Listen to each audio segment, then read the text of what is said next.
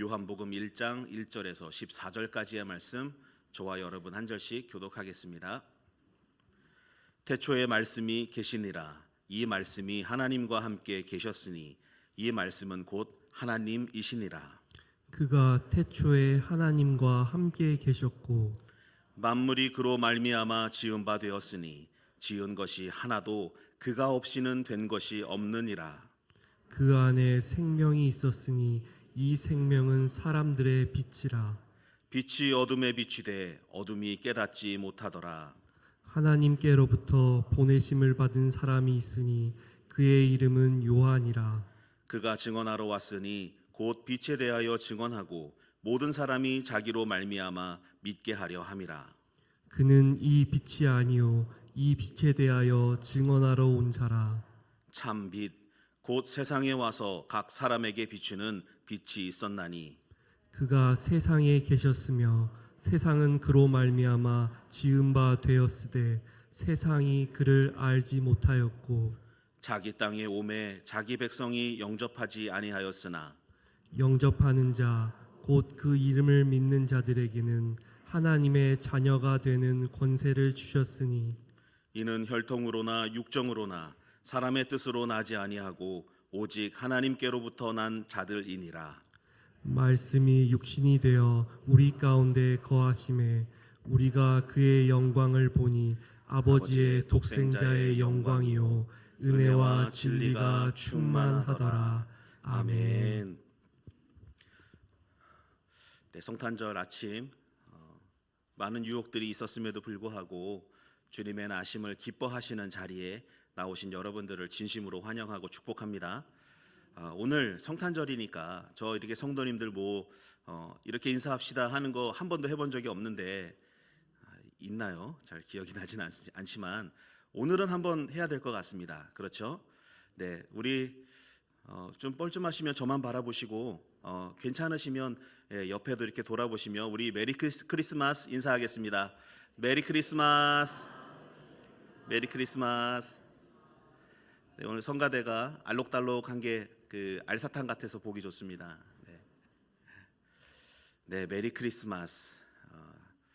주님께 예배함에 기쁜 그런 의미를 담고 있는 메리 크리스마스입니다. 주님의 오심이 정말 우리에게 큰 기쁨인데 그 기쁨이 세상에서 얻을 수 없는 큰 기쁨입니다. 성탄절을 맞은 우리의 심령에 정말 하늘로부터 내려오는 참 기쁨이 끊이지 않고 샘솟는 복의 사람들, 그 복의 삶을 사시길 주님의 이름으로 축원합니다. 네, 오늘은 우리 성탄절을 맞아서 예수님의 탄생을 기념하고 또 기억하며 또 예배로 이렇게 모였습니다. 제가 필리핀에 사는 동안 필리핀은 카톨릭 국가입니다. 아시아 유일한 카톨릭 국가인데 필리핀은 크리스마스 시즌이 언제부터 시작되느냐 혹시 아시는 분 계십니까? 크리스마스가 시작되는 시즌 필리핀은 9월부터 시작됩니다. 9월 1일부터 쇼핑몰 같은 곳이나 이런 공공기관들의 성탄 트리, 산타가 등장하기 시작합니다. 그리고 크리스마스 시즌 할인이 시작되기도 하죠. 네, 그걸 보면서 제가 이제 거기 살 때 쇼핑몰을 갔는데 9월 1일 날 갑자기 그 상점의 데코가 바뀌었습니다. 빨간 것들로 그 산타복을 입은 점원이 저를 보고 메리 크리스마스 하는데 적응이 안 되는 겁니다. 날짜도 그랬고 필리핀은 두 가지 기후가 있죠. 필리핀의 기후 두 가지 있는 거 알고 계시죠? 덥다, 더 덥다. 네, 딱 두 가지 기후가 있는 나라가 필리핀입니다.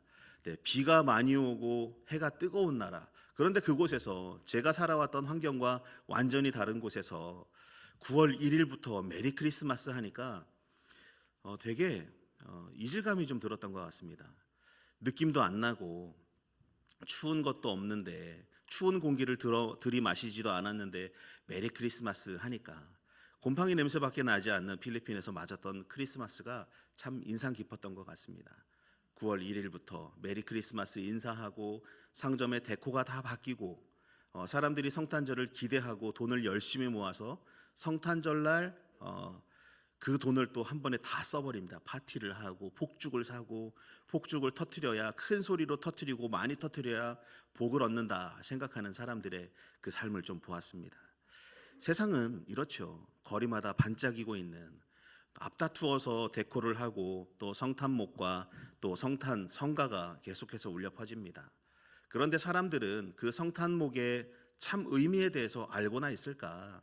저렇게 흥얼거리는 유행가처럼 만들어 놓은 그런 성탄절 그 캐롤 같은 성탄 성가 같은 것들을 만들어 놓고 인기 얻고 돈을 버는데 더 혈안이 되어 있는 모습은 있지 않나라는 생각을 합니다. 정말 성탄절의 의미가 무엇이고 성탄목의 의미가 무엇이며 성탄 성가의 의미가 무엇인지 세상은 참 의미에 대해서 모르고 있죠. 그저 예쁘고 반짝이는 크리스마스에만 볼 수 있는 그런 성탄목, 그리고 경쾌한 그런 노래인 캐롤, 성탄 성가, 그렇게만 인식할 뿐입니다. 예수 탄생의 기쁜 날이라는 의미는 점점 변해지고 있는 것 같죠. 그런데 세상은 그렇다 할지라도, 세상은 원래 모르니까, 세상은 모르기 때문에 그렇게 두더라도 적어도 우리만큼은 성탄절의 의미를 바로 알아야 되지 않겠습니까? 성탄은 거룩한 탄생이라는 뜻이죠. 인류 역사상 없었던 위대한 신비가 이 성탄에 담겨 있습니다. 왜냐하면 하나님이 우리와 같은 몸을, 인간의 몸을 입고 이 세상에 오신 날이기 때문이죠. 네, 이 말씀은 참 많이 들었을 겁니다. 인간의 몸을 입고 이 땅에 오셨다. 참 신이 참 인간이 되었다. 그런데 오늘 본문을 보면 마태복음이나 누가복음 외에 이 마태복음과 누가복음과는 다른 결로 오늘 본문을 말하고 있습니다. 마태복음, 누가복음을 보면 어떻습니까? 아기 예수가 나오고 마리아, 요셉, 천사, 목자들이 나와서 이 예수 탄생에 대한 이야기가 쭉 이야기해 주듯이 흘러가는 것을 보게 되죠. 구체적인 이름이 나오고 이야기가 막 흘러갑니다. 그런데 이 요한복음은 이 말씀을 통하여 성탄의 본질에 대해서 설명하고 있습니다. 성탄의 의미를 세 가지로 나누어서 오늘 말씀드리려 합니다. 세 가지 의미를 통하여서 진짜 성탄의 의미를 깨달으시길 주님의 이름으로 축원합니다. 첫 번째는 성탄은 하나님의 결단입니다. 1절 말씀을 보겠습니다. 태초에 말씀이 계시니라. 이 말씀이 하나님과 함께 계셨으니 이 말씀은 곧 하나님이시니라. 네, 사도 요한이 말하는 말씀, 이 말씀은 로고스라는 개념을 가지고 있었습니다. 네, 로고스라는 개념을 가지고 있었던 이 말씀은 단순히 언어 또 사상 이것을 말하는 게 아닙니다. 만물을 창조하신 하나님의 존재 그 자체를 의미하고 있죠. 이 성경이 쓰여졌던 사도 요한 시대에 그 당시 사람들은 로고스라는 말을 참 많이 사용했습니다. 오늘로 말하면 이 로고스라는 의미가 당시 사람들에게는 이치, 이유, 원리 같은 그런 것으로 잘 쓰여졌던 것이죠. 헬라, 지금은 그리스라고 하는데 이 헬라 시대, 헬라 사람들은 이 세상이 엉망진창 자기 마음대로 막 움직이고 있는 것이 아니라 어떤 이치가 있다. 세상이 움직이는 질서가 있다. 규칙이 있어서 세상이 엉망진창으로 돌아가지 않고 거기에 맞게 잘 맞춰 돌아가고 있다라고 생각을 했습니다. 그리고 이 모든 걸 움직이게 하는 힘이 바로 로고스다라고 생각을 했던 것이죠. 그런데 반면에 이 헬라인과 다른 유대인들은 이 로고스를 어떻게 생각했냐? 네, 하나님의 말씀이다라고 생각을 했죠. 곧 하나님이 세상을 만드실 때 특별한 능력을 사용하셨다. 그것을 로고스다라고 생각하고 있었습니다. 그래서 사도 요한이 1절 하반절에 이렇게 말하죠. 이 말씀이 하나님과 함께 계셨으니 이 말씀은 곧 하나님이시니라. 네, 이 말씀을 당시 사람들의 개념으로 바꾸어서 표현하면 이렇게 말할 수 있습니다. 그 로고스, 곧 모든 것을 움직이게 하고 세상을 창조하게 한 힘이 하나님 그 자체이고 하나님이 인간이 되어 우리와 함께 살러 오셨다. 세상을 움직이게 하는 그 힘이 우리와 함께 살러 오셨다. 하나님이 이 세상을 움직이게 하는 원리, 질서, 하나님의 권능, 이 로고스가 우리와 똑같은 사람이 되어 이 세상에 오셨다는 것이 바로 성탄의 핵심이죠. 구약 시대의 사람이 하나님이 사람들에게 나타났던 그런 방법들이 있습니다. 신비하고 거룩한 모습으로 소리가 나고, 그리고 구름에 불, 천둥, 번개, 빛, 이런 것 가운데서 하나님이 나타나셨죠. 그런데 성탄절은 하나님이 더 이상 구름이나 빛, 불, 천둥 이런 것에 그런 것을 통하여 나타나지 않으시고, 하나님께서 결단하심으로 육신을 가진 인간의 역사와 또 시공간을 초월하는 그 제한 속으로, 시공간의 제한 속으로 하나님이 들어오셨다는 겁니다. 기독교는 내가 하나님을 찾아서 올라가는 종교가 아닙니다. 기독교는 하나님이 우리를 찾아 오신 사건에서 비롯된 종교이죠. 우리가 구원을 얻기 위해 노력하고 수고하는 것이 아니라 하나님이 먼저 우리에게 오셨습니다. 우리가 하나님께 가기 위해, 구원을 얻기 위해 수고하고 노력하고 잘 살고 착하게 살고가 아니라 하나님이 먼저 우리에게 오신 그 사건, 그것이 바로 예수 오심의 진정한 비밀이고 구원에 대한 확실한 증거입니다. 성탄은 인간의 부탁이나 신앙심으로 이루어낸 것이 아니죠. 하나님의 일방적인 사랑과 결단으로 이루어진 역사적인 사건입니다. 그러므로 성도 여러분, 성탄의 첫 메시지를 기억하시길 바랍니다. 성탄은 하나님이 죄 많은 인간을 포기하지 않으시고 그대로 내버려 두고 벌받고 영원히 죽을 수밖에 없는 삶으로 살아가도록 방치하지 않으시고 먼저 찾아오신 그 소식을 전한 날입니다. 하나님은 우리를 포기하지 않으셨고 죄 구덩이에 살아가도록 그대로 버려두지 않으셨습니다. 사랑을 가지고 이 땅에 오신 주님의 사랑이 있는 날, 먼저 우리에게 찾아오신 날, 그날이 바로 성탄절입니다. 두 번째는 성탄은 영광의 말씀이 인간의 연약함을 입은 사건입니다. 14절 말씀 보겠습니다.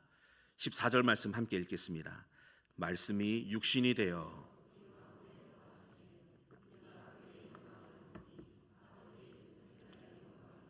은혜와 진리가 충만하더라. 아멘. 네, 여기는 말씀이 육신이 되어라고 합니다. 육신이라는 말은 생물학적인 그런 신체뿐만 아니라 인간이 가지고 있는 연약함, 피로, 고통, 배고픔, 슬픔, 또 죽음까지 다 안고 살아가는 인간의 한계와 조건을 의미하고 있습니다. 사도 요한 시대 사람들이 가지고 있었던 신의 개념은 철저히 인간과 구별된, 그리고 인간과 멀리 떨어져 있는, 이런 항상 거리감이 있는 그런 신의 개념이었죠. 하지만 성육신은 어떻습니까? 예수 그리스도께서 인간의 모든 나약함을 다 감수하시고 인간의 삶으로 오신 것을 말합니다. 참 신이었는데 참 인간이 되었죠. 14절을 보면 우리 가운데 거하심에라는 표현을 보면 헬라어의 그 표현을 보면 장막을 치다라는 표현이 뜻이 됩니다. 출애굽기에 보면 성막이 나오죠. 성막은 어땠습니까? 이스라엘 진영의 가장 한가운데, 그곳에 하나님의 임재가 있는 그 성막을 두고 이스라엘 백성들이 광야 40년의 삶을 살았습니다. 마치 이것처럼 예수님은 인류 한가운데로 오셔서 인간의 육신, 즉 인간의 장막을 가지고 그 장막을 치시고 우리 가운데 함께 계셨던 겁니다. 예수님이 육신이 되셨다는 이 사실엔 엄청난 비밀이 있죠. 예수님은 배고파하셨습니다. 성경에도 기록됩니다. 마태복음 4장 2절 40일을 밤낮으로 금식하신 후에 줄이신지라. 마가복음 11장 12절은 이튿날 그들이 베다니에서 나왔을 때 예수께서 시장하신지라. 또 예수님은 목마르셨습니다.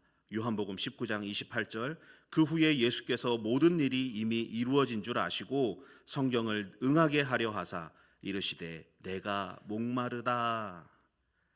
또 예수님 슬퍼하셨죠. 요한복음 11장 35절 예수께서 눈물을 흘리시더라. 누가복음 19장 41절은 가까이 오사 성을 보시며 우시고 또 베드로와 야고보와 요한을 데리고 가실새 심히 놀라시며 슬퍼하사. 예수님은 배고프셨고 목마르셨고 슬퍼하셨습니다. 우리와 똑같은 감정을 가지고 계셨고 우리가 느끼는 것들을 그대로 다 느끼셨습니다. 그렇기에 오늘 우리가 겪고 있는 아픔, 우리의 약함, 우리의 슬픔, 우리를 위로하실 수 있는 그 하나님의 능력은 바로 여기에서부터 있습니다. 그렇게 사셨기에, 물론 참 신이기 때문에 우리의 모든 것을 잘 아시는 분이죠. 그러나 참 인간이 되어 우리가 느끼고 있는 모든 것들을 같이 느끼시며 우리를 위로하시고 또 우리와 함께 하시는 그 주님의 사랑이, 주님의 위로가, 참 위로가 우리 안에 있음을 아셔야 됩니다. 누군가 내 아픔을 똑같이 경험해 본 사람이 위로를 건넨다면 그 위로가 정말 힘이 되는, 격려가 되는 위로가 되지 않겠습니까? 예수님은 그런 분이십니다. 우리가 느꼈던 모든 것들을 그대로 느끼셨던 분, 그래서 정말 우리를 위로해 주시고 우리를 사랑해 주시고 우리를 알아주시는 분이시죠. 하나님은 어떤 학문이나 명령 대신 직접 우리 곁에 우리와 같은 모습으로 오셔서 우리의 삶을 똑같이 살아내셨습니다. 그 사랑이야말로 세상에 있는 어떤 종교로도 흉내낼 수 없는 복음의 본질입니다. 네, 세 번째가 성탄은 임마누엘, 하나님이 우리와 함께 하십니다. 말씀이 육신이 되어 우리 가운데 거하심에, 이 말씀이 성탄의 절정을 보여주죠. 하나님이 우리와 함께 하신다. 이 히브리어가 임마누엘입니다. 하나님은 저 위에서 또 저 멀리에서 지켜보거나 명령만 내리시는 분이 아닙니다. 율법에 여전히 가두어 두고 이렇게 하지 않으면 저주가 있고 저렇게 하지 않으면 멸망하고 이렇게 우리를 옥죄고 행위로서 우리를 움켜잡고 계신 분이 아닙니다. 멀리 떨어져서 우리를 명령하시고 다스리시기만 하시는 분이 아니라 오히려 주님은 가장 낮고 연약한 자리로 피로와 고통과 배고픔과 슬픔, 심지어 죽음이 있는 인생 가운데로 오셨던 분이시죠. 그리고 실제로 우리와 함께 울고 웃으셨습니다. 예수님은 구유라는 짐승의 먹이통에 또 누이셨죠. 어두운 시대에 태어나셨고 심지어 태어나자마자 거절당해서 짐승의 먹이를 두는 구유에 누이셨습니다. 그렇다면 우리는 어떻습니까?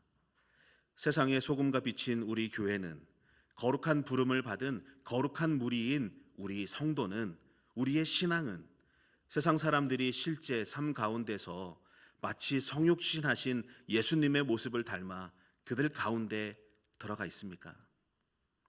낮고 비천한 곳으로 친히 오신 그 예수님처럼 우리도 세상과 이웃의 삶의 가운데로 들어가야 합니다. 실제로 교회 역사를 보면 기독교가 가장 많은 영향력을 끼쳤던 그 모든 시기들은 교회가 세상으로 들어갔던 시기입니다. 로마 제국은 기독교 초기에 많은 박해를 했죠. 그러나 교회는 지하 공동체, 지하 공동묘지, 카타콤에서 예배를 드리면서도, 잡히면 죽을 걸 알면서도 감옥에 갇힌 자, 과부, 고아, 가난한 이들을 도왔습니다.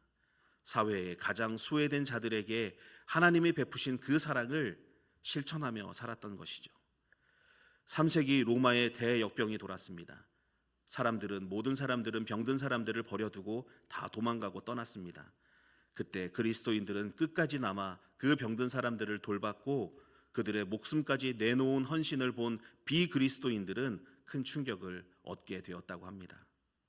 그리고 14세기 중세 유럽 인구의 3분의 1이 죽었던 흑사병이 돌았을 때도 또 수도사, 수녀, 성직자들이 환자를 돌보다가 많은 생명을 잃었습니다. 교회와 수도원은 흑사병을 치료하는 치료소로 역할을 하고 그들 사회의 중심이 되었던 것이죠. 그 사람들을 만나면, 만지면 죽는다. 누구나 잘 알고 있었습니다. 너무나 잘 알고 있었습니다. 그럼에도 불구하고 죽음을 각오하고 하나님이 보여주신 그 사랑을 베풀었던, 교회가 사회로 가운데로 들어가서 그 사랑을 이루었던 그 놀라우신 사랑의 실천이 그들 가운데 있었던 것은 예수님의 사랑을 알기 때문이었습니다. 사랑하는 성도 여러분, 성탄절은 하나님이 인간이 되신 날, 이거를 더 넘어 하나님이 인간의 삶을 결코 포기하지 않으신 날입니다. 우리를 죽도록 내버려 두지 않으시고 끝까지 그 사랑을 이루신 약속을 이루신 날입니다. 올 성탄절에는 우리가 말로만 축하하는 성탄이 아니라 실제로 이웃을 돌아보고 위로하고 용서하고 사랑하는 이런 구체적인 실천들이 우리 가운데 일어나길 바랍니다. 네, 말씀을 정리합니다. 첫 번째 말씀 기억하십시오. 성탄은 하나님의 결단입니다. 우리가 하나님을 찾아간 것이 아니라 하나님이 우리에게 먼저 찾아오신 그 사랑의 사건이 바로 성탄절입니다. 두 번째, 성탄은 영광의 말씀이 인간의 연약함을 입으신 사건입니다. 예수님은 우리와 같이 아픔, 슬픔, 외로움, 고통, 배고픔, 죽음까지 다 알고 계셨습니다. 세 번째, 성탄은 임마누엘, 하나님이 우리와 함께 하심입니다.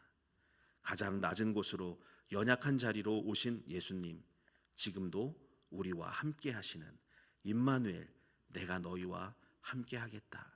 그 약속을 이루시는 그 예수님의 놀라우신 은혜와 사랑이 있는 날이 바로 성탄절, 그 성탄절입니다. 그리고 우리 역시 주님의 모습을 따라서 한가운데, 세상의 한가운데로 들어가 이런 우리에게 보여주신 사랑을 실천해야 합니다. 이 세 가지 진리가 우리 마음에 깊이 새겨지길 바랍니다. 주님의 사랑과 임재하심이 여러분의 삶과 가정에 충만하시길 주님의 이름으로 축원합니다.